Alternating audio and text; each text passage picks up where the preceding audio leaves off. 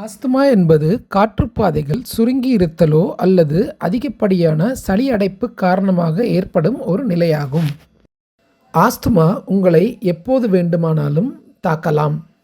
தூசி, பூச்சி, மாசுபாடு அல்லது காலநிலை காற்று மாற்றங்கள் போன்ற தூண்டுபொருட்கள் மூச்சுத் திணறலுக்கு காரணமாகும்.